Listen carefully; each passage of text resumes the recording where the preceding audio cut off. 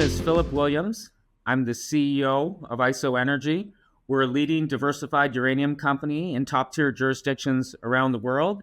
We're focused on our high grade hurricane deposit in the Athabasca Basin and bringing back into production our past producing mines in southeastern Utah. Mr. Williams, thanks for joining us. We are going to just have a little romp through the. It's kind of like Game of Thrones, right? There's so many moving parts. You did that merger or acquisition, say, of ISO back in September last year with Consolidated. I'm trying to understand all the moving parts because you got a lot going on. I mean, maybe start with what's the business model? Yeah, look, so we closed that merger in December of last year.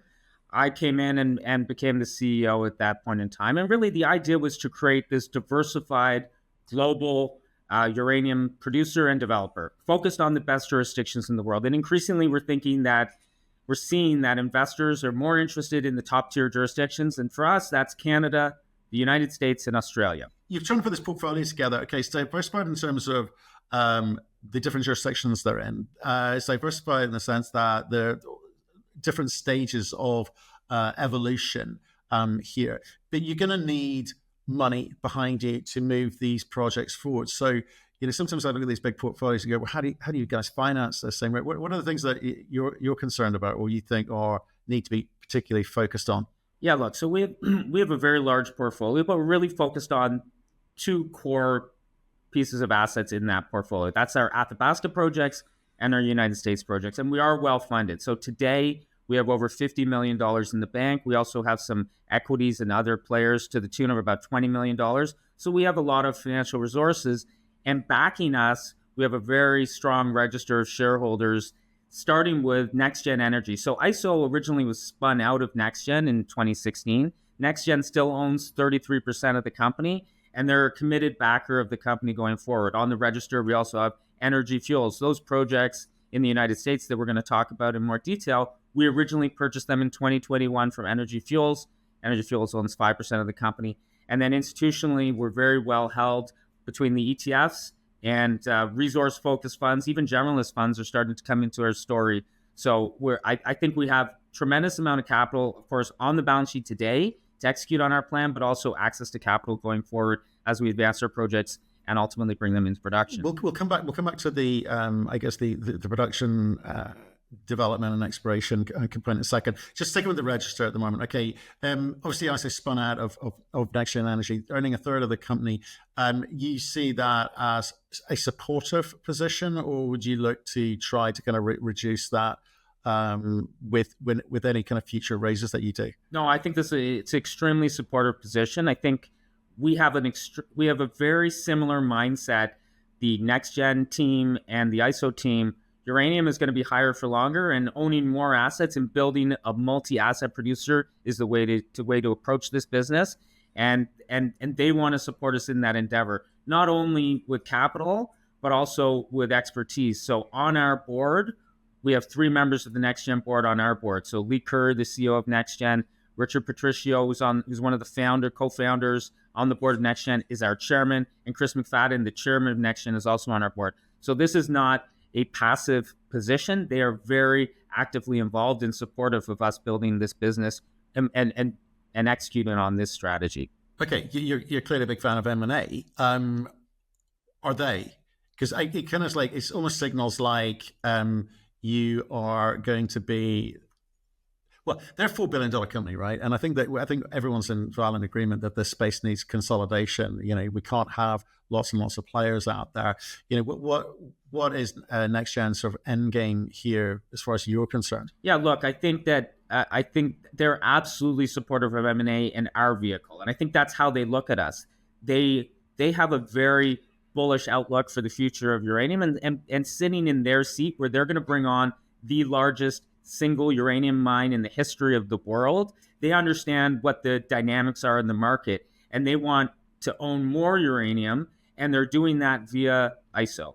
So we have a very clear objective to grow this business, bring on the projects that we have internally, grow organically, but also through additional M&A. Right. And do you think you've got enough in the portfolio as it is? Because there's a lot of exploration in there. There's I would go exploration development with Hurricane, and they've got some, some smaller producing assets in partnership with Energy Fuels in the US. Do you need more? Yeah, look, I think we need, I think what you're going to see is more of the same for us. So divesting and rationalizing the portfolio in places where we don't see near-term production or scale that we're looking for. And we've done that before. So we've created spin-off companies and taken assets in our portfolio, added them with other assets, made 1 + 1 equal more than 2. And so I think you're going to see more of that. But I think where there's also some very accretive opportunities out there for us, complementary opportunities, advanced projects in the jurisdictions that we care about that we could buy for, in an accretive basis. And what I mean by that is when you look in the universe today, the biggest companies on the planet are trading at NAV, if not a premium to NAV. As you go down into the smaller cap, it's still the case of have-nots in terms of valuations. There are, companies that are trading at 0.2, 0.3 times NAV that are complementary, again, in those jurisdictions we care about, have the size and scale that we care about, advanced to the extent that we care about, that could be picked up accretively into ISO. And importantly, we can leverage our team's skill set to advance those assets, finance those assets where those other companies can't individually. Right. And is that because you feel you've kind of got access to the right type of money? Because, the explorers go out there and they find money because it's uranium. A lot of people interested in what could be. Development companies, we're talking about what should be, and producers, what will be. So for you, that kind of profile that you're looking for seems to be sort of, up towards the kind of developer producer end. You feel that's the right profile for you? 100%, absolutely, Matt. And I think what we're seeing out there is particularly single asset, single jurisdiction companies, and what we're not one of those, because historically those companies are more risky. And historically it's been mostly a jurisdictional thing, and we see it even now today, where a jurisdiction can be very favorable towards uranium to unfavorable almost overnight. So those single assets, we don't think that's the way to run a company. But then layer on that, you have a development asset, you put out an economic study, and you have a market cap of X and a capex of 3 or 4 times your market cap. You hit a wall. And I think fundamentally, the company knows and the investors know that they're not going to be able to move that project ahead on their own. In our portfolio, we have the capital strength to bring that project on, but also the technical expertise on our team. Right. Okay. So what you're saying is it's probably the right time to be out thinking about acquisitions of more advanced projects, because there are some good projects out there, good assets out there, but they are kind of either cash constrained or I guess know-how constrained in a way. That's a real problem. The markets aren't easy for all people, it seems, at the moment. Absolutely, and we're seeing that already. I mean, we can talk about the acquisition that Paladin announced of Fission recently, and I think that's a very smart transaction for both companies. I won't pine on valuations, but what I will say is you have a company in Paladin that clearly needs growth in their portfolio. They're doing a great job bringing Langer Heinrich back on, but they're looking like we are for where's the next growth coming from. And you have a single asset company in Fission that is thinking about how do we finance whatever our capex is solo. And here we have a company that has production. So I think that's a great meeting of companies. And I think there's more of that to be done. Right. But more of that to be done, which you can take advantage of. Absolutely. Okay. Good. Right. Let's kind of move from the kind of theory of market making and into the practicalities of that, because you're going to have to deliver on a few fronts, right? So let's look at that portfolio again. Maybe let's start with the kind of the US assets and that partnership with Energy Fuels, in terms of access to the White Mesa Mill, and obviously, getting the stuff out of the ground. That's the name of the game, right? So remind us what those 3 projects give you. Yeah. So we have this portfolio of mines, past producing mines. These mines were in production in that 06, 07, 08 timeframe when we saw uranium prices peak at $136. They were turned back on and were mining. When they were shut down, they were kept in good standing. The permits were all kept in place. We acquired them in 2021. The largest and the one that we're focused on first is the Tony M mine. There's about 8.8 million pounds in a 43101 resource that we put out in 2022 at a grade of 0.27.28%. We have a team that's been working there, of course, for the last couple of years, we've been building that team, and next week we're going in and we're going to open up the portal. So a twin decline what exists into this mine, 18 miles of underground development, 1.5 million feet of drilling. The resource is very well established. About 1 million pounds has been mined historically. We're going to open that mine up next week. We're going to send in geological teams. They're going to map the underground, and we're going to create a mine plan. And ultimately, the goal here is at the end, towards the end of the year, we're going to come out to the market with here's the mine plan, here are the rates of production, here's the cost of production, and here's the timetable. Right. Okay. So it's in the US.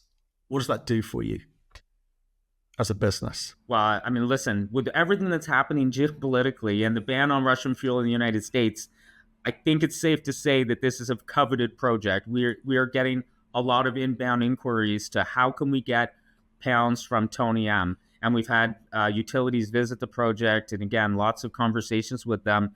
We think this puts us in a very good position for signing contracts and well-constructed contracts for when we ultimately deliver pounds from this project.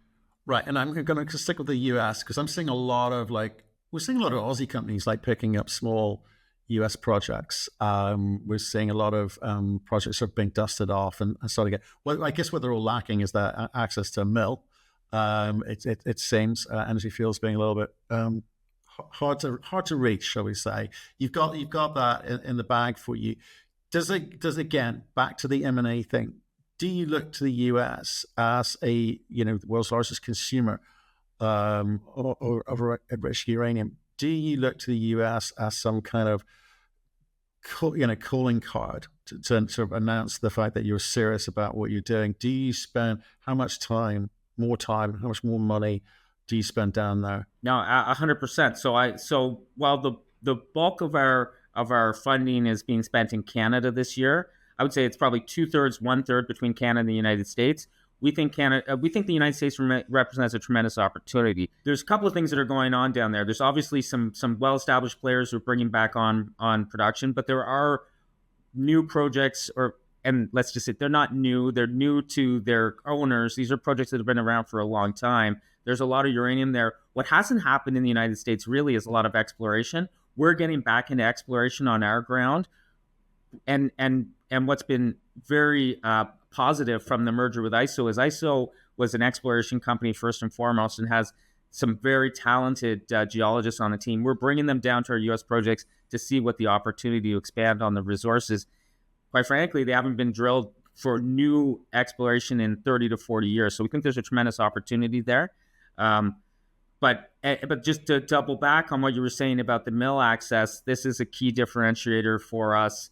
We're the only company that has a 12 million agreement in place with Energy Fuels for White Mesa. It's the only licensed and operable mill in the United States today. So if you want to get into production in the near term, you have to send your ore there.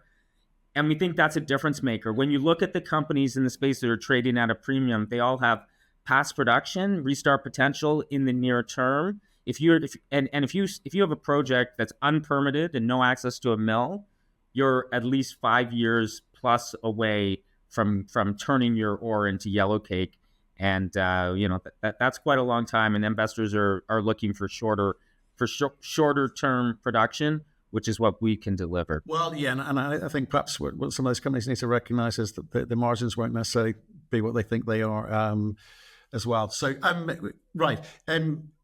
Just again sticking with the US because I'm looking at the geopolitics of this, and we can talk all day about Russia, Ukraine, Kazatomprom, and China, etc. But the bottom line is, I think people believe this market's going to some kind of bifurcated state. We've seen what's happening in Niger; it's a huge disruption. Great for scarcity and price of uranium, but at the end of the day, utilities still got to get a hold of this stuff. US focus that.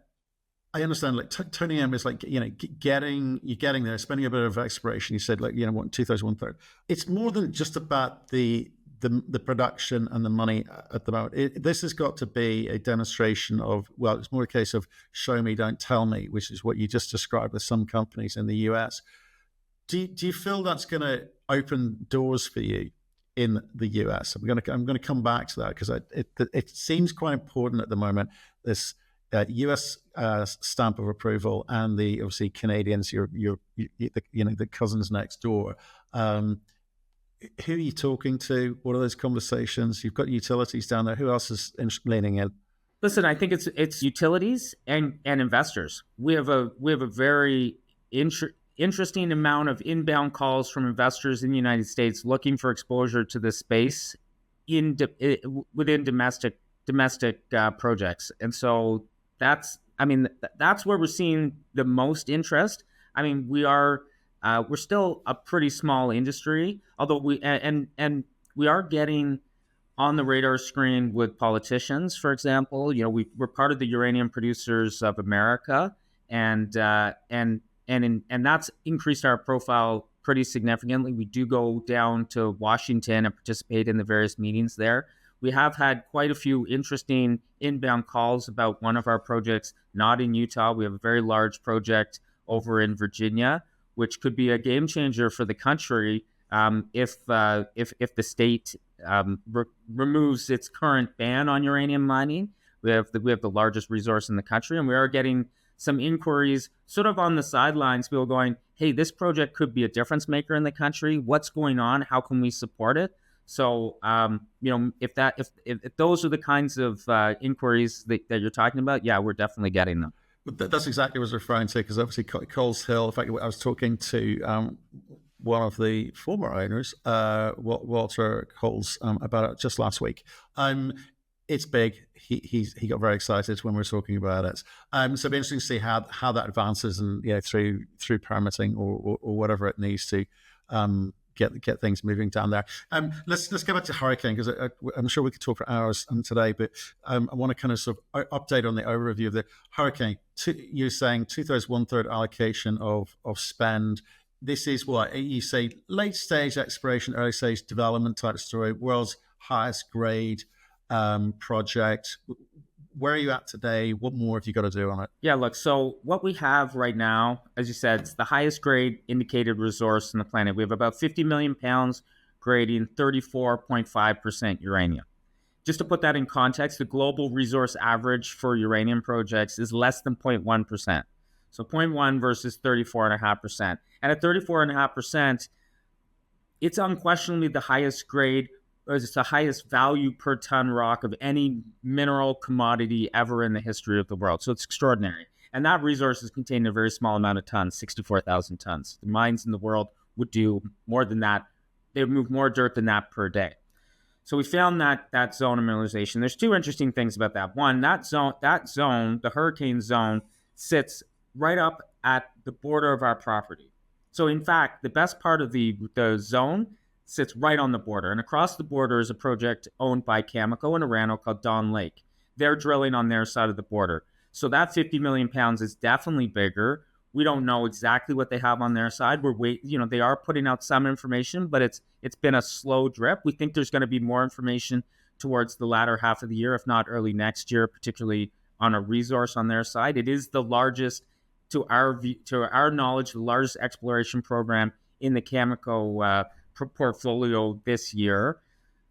And so together, we believe that's going to be a very substantial resource. What we think, but on top of that, our goal right now is to find more pods of mineralization along strike from hurricane. And that's the way these ore bodies work in the Athabasca, these unconformity style ore bodies. They normally form, and what they call it is pearls on a string. So a pod of mineralization, and then a barren area, then another pod and another pod, etc.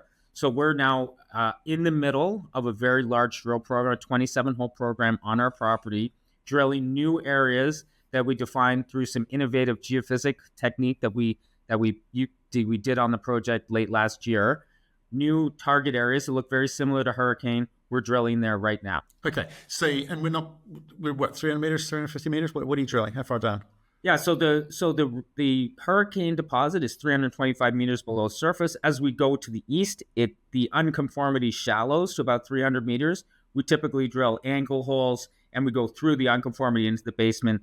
So, circa 350 to 400 meters on average per hole. Right. Okay. So, and I'm sure as these holes come out, you'll be letting the market know all about it. I'm interested in the coming back to your business model in terms of how do you build big, meaningful, profitable businesses where we all make money, shareholders making money. You're bordering right up to Cameco and Orano. We know Orano is spending more money in Canada this year because of the travails of what's happening in Africa with them. Um, how does this come together? You're literally, when you say you're on the board, you're butting up against each other. It would probably make sense that a conversation happens at some point down the line, and one of you with the relevant balance sheet gets after this thing. So how do you see that playing out? How do you kind of keep this kind of competitive tension component? Can you stand on your own? Yeah, look, I think you're entirely right. When deposits go right under a property border, it makes sense that it's developed together, particularly if it gets to that size and scale that would support a conventional underground mine. Although there's a number of other newer methods that are being looked at for mining these types of deposits in the basin, which we could explore. But it should be developed together, and but how that manifests, that's to be seen. We don't have any preconceived notions of how that might happen. But what we can point to is precedents in the basin where Cigar Lake and MacArthur and many of the other mines that are developed, they're co-developed by multiple parties. There can be 3 joint venture parties on a project. Cameco, Rano, a Japanese party. It could come down that way. We do. There is M&A in the space, and we could be a target on that basis, or maybe we're the acquirer on that basis. I mean, if you think about the football field of options for developing these, and knowing that the fundamental outcome has to be these projects are likely to be developed together, there's a significant range of options as to how that happens, and we're pragmatic and open-minded, and we want the best outcome for the project and obviously our shareholders over the long term. For sure, but you've got a profile that you want to kind of try and build, don't you? You've got this portfolio approach. Some of the other people like Denisons and the UECs of this world have built up big portfolios. To do that, they kind of like can't give away all of the good stuff or the upside, whatever price is paid, because then what do you do with that money? You got to have a view on that. So, in terms of maintaining or starting to build that profile, what do you think you need to do with projects like this one, like Hurricane? Yeah, look, like Coles Hill. Starting with Hurricane, because it's the jewel of the company. We certainly, I think a great outcome would be a co-owner of that project, and that would deliver production for us over a period of time, dollars, in the best jurisdiction in the world, and this project has a home in the McLean Lake mill, which ultimately Cigar Lake will run out of ore, and that mill will need ore. So there's a very clear pathway for this project to move ahead, and we'd be very happy to be a part of that going forward. I think that also, this is a space of M&A. We just talked about Fission being taken over, and if somebody comes with the right offer in the right moment, we would have to consider it. And I think there's a range of counterparties that might be interested in what I just said, owning a fractional interest in the development of this ultimate project. I think really the options are very wide and varied, but what I know is that we'll be able to maximize that given the supporters, shareholders that we have behind us, and the expertise that our board members have in this exact thing. I think we'll do right by it. But again, the most important thing, in my opinion, right now is to make sure we have exhausted all the exploration potential on the project before we enter into any dialogue, whether it's at one end or the other end of the football field. It's kind of interesting, isn't it? Because one thing we haven't talked about today is I guess the price of uranium. Everyone looks at the spot price. Anyone in this industry worry about the term contract price. That's where you need to be focused. Do you think that a lot of the kind of Athabasca companies like yourself have the kind of future price of uranium factored into their valuations today, or do you still believe that it's got some ways to run? Look, I wouldn't say that it's the Athabasca players per se. I think that when I look at particularly some of the bigger companies and the valuations they're trading at, again, it's a very small business. So when money starts to come into the space and it starts at the top, that the Camecos and the Next Gens and the Sprott participation, it chases those names first and it works its way down. But what we're seeing, I just looked at a research report on one of our peers who's trading at 1 times NAV based on a price deck from the analyst at going to $128 in 2026. And if you're already trading a 1 times NAV, then I think now we think the uranium price can definitely go higher than that. Maybe not sustain higher levels for a long period of time, but certainly from what we've seen in the past, spot price spike beyond there is definitely possible. But I think some of those names are definitely pricing in higher prices for the duration of their projects. Again, but I think it's about scarcity of investable companies. And again, we've seen it before. When money comes in off the sidelines, valuations can go to extreme levels. I remember just anecdotally, I was a research analyst on the sell side covering stocks back in 2007, and I went into a hedge fund manager's office in Connecticut, and he said, pull out your model for a certain company. And he said, well, what's your price target if the price of uranium is $100? And I put it in. I said, this is the price target. He said, what if it's 150? I put it in. And he said, what if it's 200? And I put it in and gave him all the numbers. And as I was driving out, I got a call from my sales desk. He was buying stock on the basis of thinking that taking the price was going to go to those levels, and that's how people are looking. I think they're looking at. I think in certain instances they'll be looking at it at much higher prices than we're talking about today. Yeah, I think they are. But yeah, it's an interesting time in the sense that we've had a really good kind of run up. I think we've kind of paused for a bit of a breather, but be interesting to sort of see what happens at the end of the year after the WNA and the Adelaide conference as well. Let's talk about getting this blended portfolio approach right for you, so that you project the right image of the company that you want to be, because you've got a lot of exploration assets, in Athabasca, in Australia, in Argentina. How do you select which ones you want to go with and which ones that perhaps you want to maybe either spin out or offload?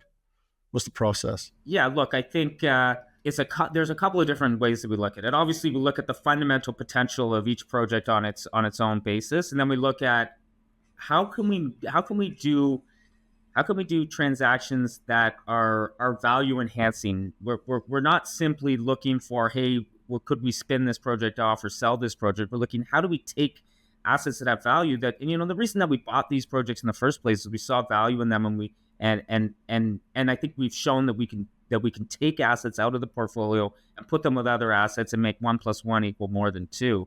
So that's how we look at it. I think it's probably pretty obvious when you look at the portfolio, and if you hear me talk about our focus on Canada, Australia, and the US, that Argentina is the odd man out.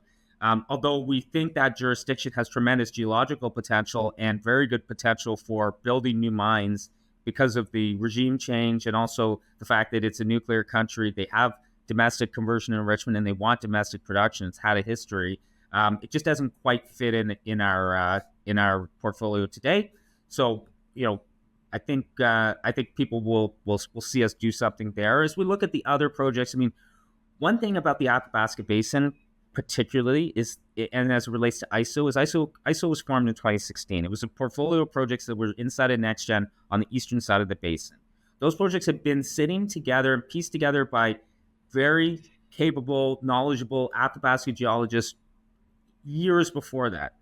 So when you see a lot of new players come in and stake this project and if you can stake a project in the basin, that puts it on a lower tier than the projects that we have, because we've held these projects together for a long period of time. So there's tremendous potential, and we've also been very focused on shallow parts of the basin, the edge of the basin.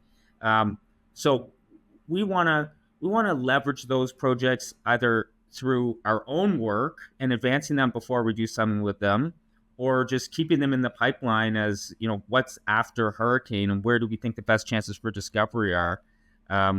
In terms of other jurisdictions, again, we really just look at them as how can we make 1 + 1 = more than 2, and create value for our company and our shareholders by doing that.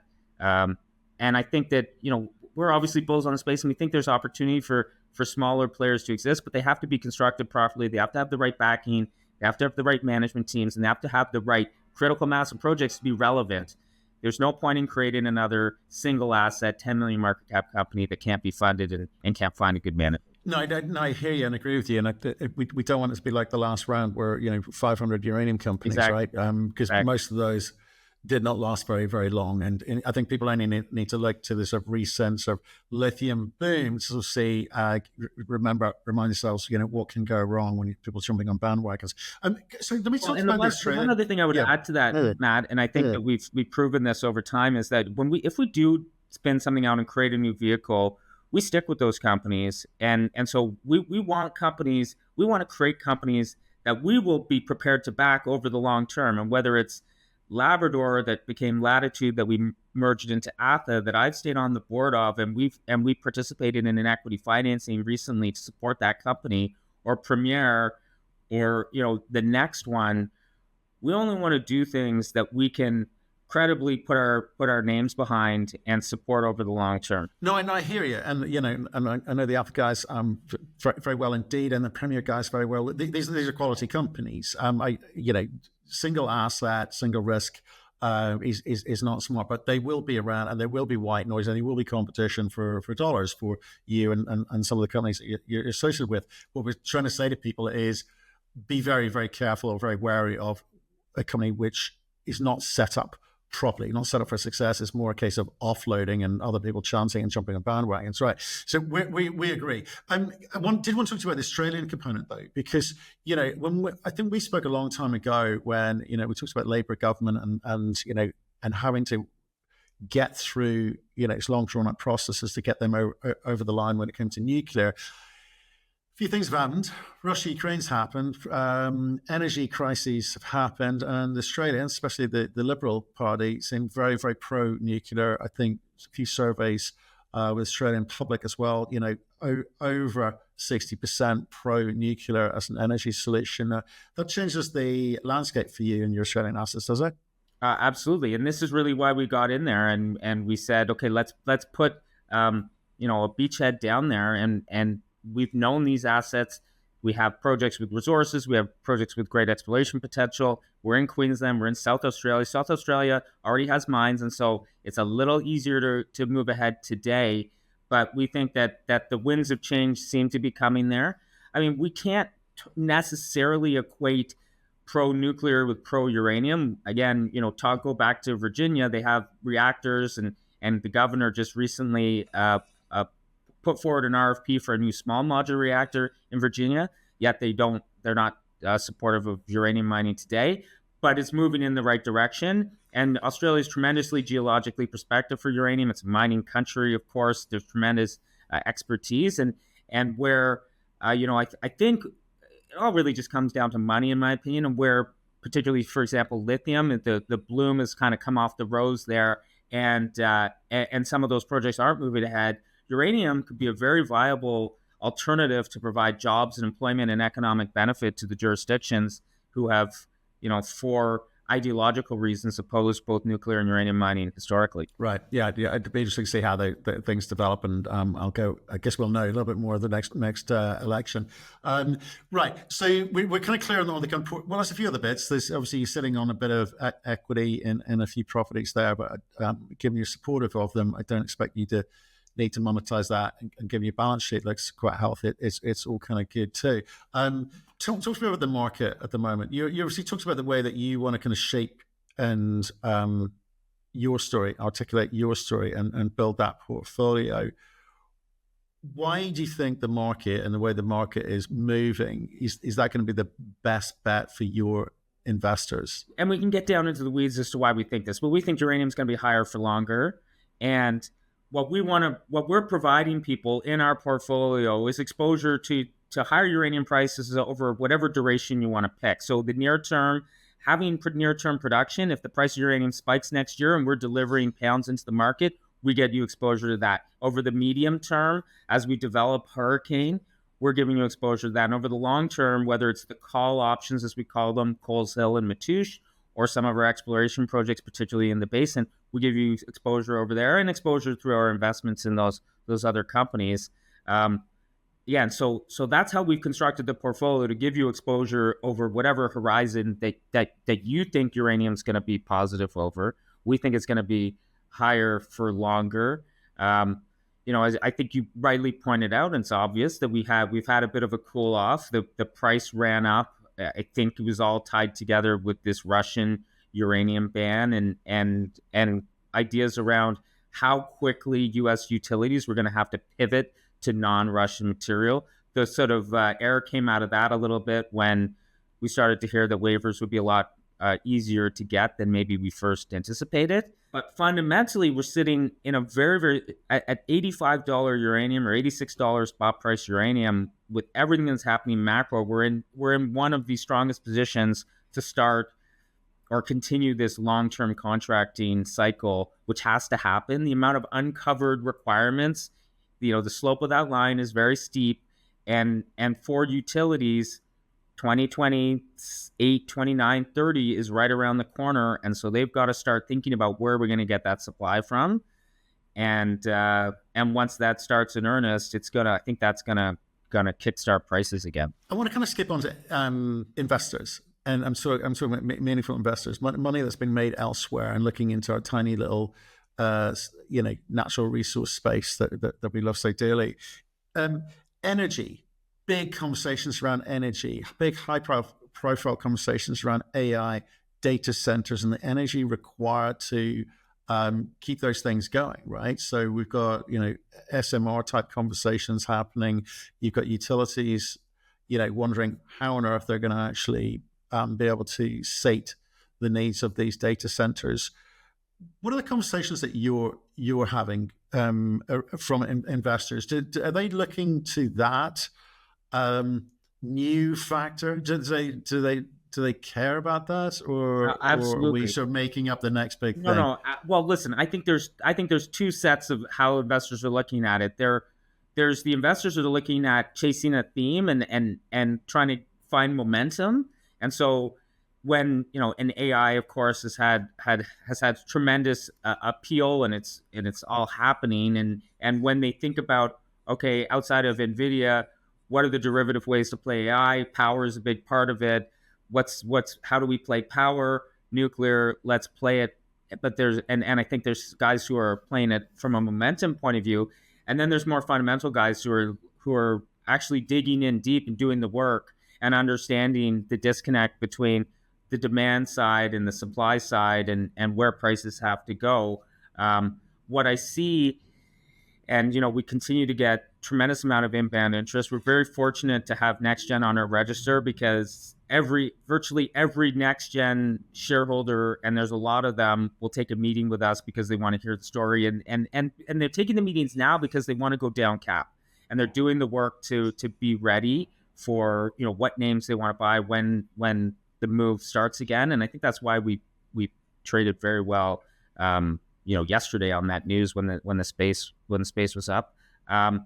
But there is a tremendous amount of generalist money. There's a tremendous amount of tech money that's looking at this space as a way to play all of these themes. And notwithstanding, there's probably 100, 150 uranium names around the world. There's only 25 that are north of 100 million, 200 million market cap that are actually investable to these funds. It could be an avalanche or a landslide of money that comes into these names. And again, it could look very, very similar to what we saw in 2006, 2007, if that money comes in. And it could be based on, we don't know exactly what the catalyst could be for them coming in. Yesterday could have been part of that catalyst, but it could be long-term contract, and it could be something to do with the AI and news that's coming out around SMRs or other reactors being a source of power for them.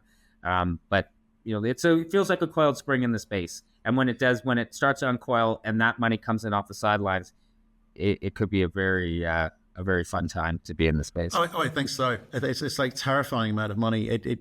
I kind of need to remind people all the time how small this mining space is that we're in, and uranium specifically. It doesn't take a lot to kind of really move the dial.